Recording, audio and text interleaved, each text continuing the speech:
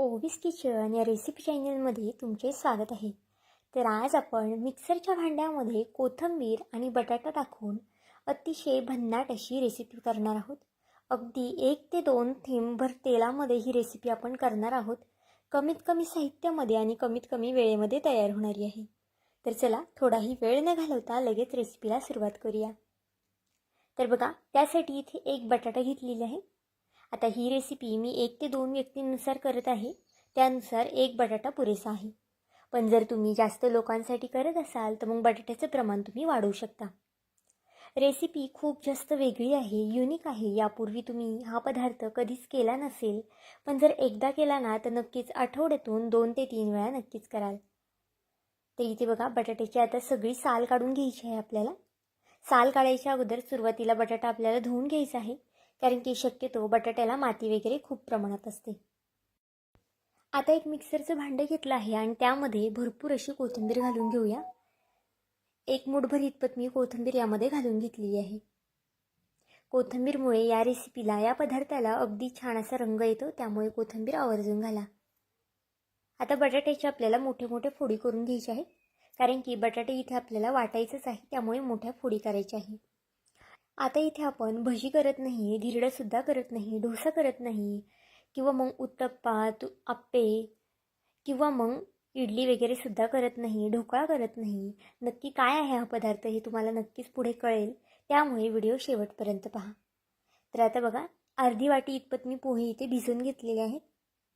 पोहे भिजवताना आपल्याला थोडंसं जास्त पाणी ठेवायचं आहे पोह्यामध्ये, म्हणजे पोहे जे आहेत ना ते छान भिजले जातात मऊसूत. तर बघा, यामध्ये थोडंसं पाणी घालून घेतलेलं आहे. आता ह्याची छान अशी पेस्ट आपण करून घेणार आहोत. तर इथे बघा, छान अशी याची पेस्ट करून झालेली आहे. जर फोडी वगैरे बटाट्याचे तुम्हाला यामध्ये दिसत असतील तर पुन्हा तुम्ही ही छान फिरवून घ्या. आता एका बाउलमध्ये ही पेस्ट आपण सगळी काढून घेणार आहोत.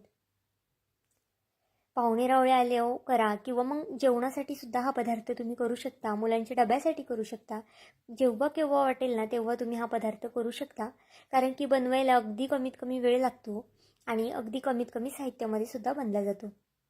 आता पुन्हा तेच मिक्सरचं इथे मी भांडं घेतलेलं आहे. त्यामध्ये 2 छोट्या वाट्या रवा घालून घेतलेला आहे. जितकं तुम्ही पोहे घ्याल त्याच्या दुप्पट आपल्याला इथे रवा घालायचा आहे. आणि 3 ते 4 चमचे दही घालून घेतलेलं आहे. जर तुमच्याकडे दही नसेल तर त्याऐवजी तुम्ही लिंबू पिळलं तरी चालेल, किंवा मग अर्धा पेला इतपत ताक वगैरे घातलं ना तरीसुद्धा चालणार आहे.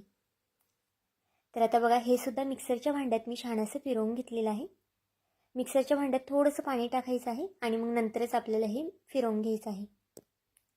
लक्षात ठेवा, बॅटर आपल्याला जास्तसुद्धा इथे पातळ करायचं नाही, दाटसरच बॅटर आपल्याला इथे लागणार आहे. अगदी वेगळी युनिक रेसिपी आहे. तुम्ही आप्पे वगैरे खूपदा खाल्ले असतील, पण याचे आपण आप्पेसुद्धा करत नाही, डोसा, धिरडं किंवा मग इडली वगैरे सुद्धा करत नाही. रेसिपी खूप युनिक आहे, त्यामुळे नक्कीच व्हिडिओ शेवटपर्यंत पहा. तर बघा, यामध्ये जे बॅटर घालून घेतलेलं आहे आणि छान असं मिक्स करून घेऊया. तुम्ही इथे बॅटरची कन्सिस्टन्सी तर पाहू शकता, खूप जास्त पातळ नाही आणि अगदी दाटसरसुद्धा नाही. आता यामध्ये चवीनुसार मीठ घालून घेऊया आणि पुन्हा आपण हे छान असं हलवून घेऊया. व्हिडिओ इथपर्यंत पाहिलाच आहे आणि व्हिडिओ थोडा जरी आवडला असेल तर नक्कीच व्हिडिओला 1 लाईक आणि 1 सबस्क्राईब करून घ्या, कारण की नवीन यूट्यूबरसाठी तुमचे 1 लाईक 1 सबस्क्राईब हे खूप जास्त मोलाचं असतं.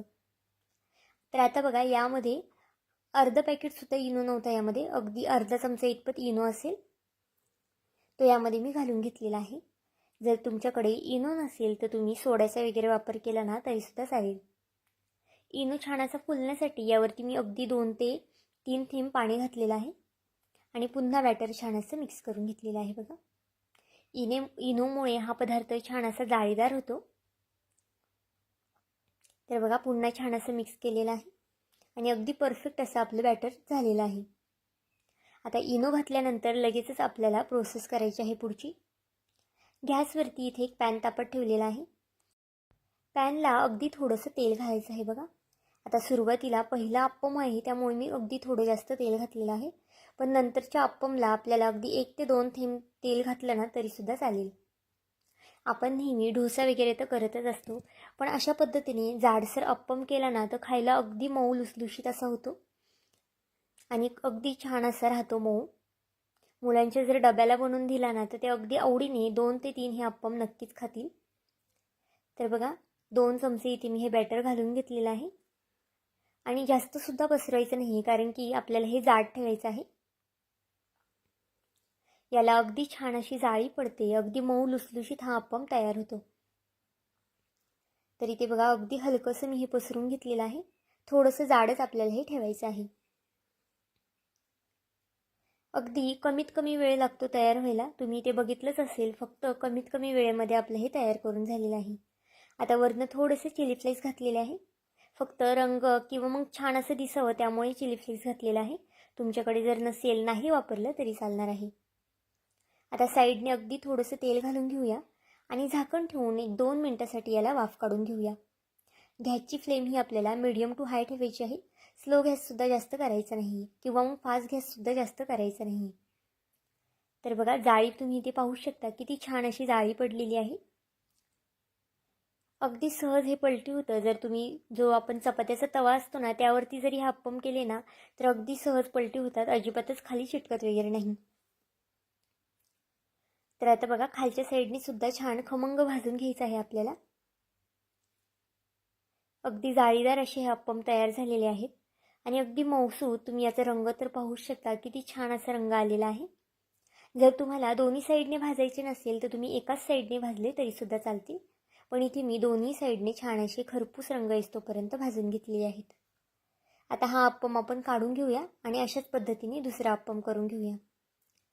तर आता बघा इथे मी अगदी 1 ते 2 थेंब टाकलेला आहे. तेलाचा वापर आपल्याला अगदी कमीत कमी करायचा आहे. आता दुसरं सुद्धा छान असं आपल्याला भाजून घ्यायचं आहे. आता तेलाऐवजी तुम्ही दुसरं काय वापरू शकता ते सुद्धा इथे मी पुढे दाखवणार आहे तुम्हाला.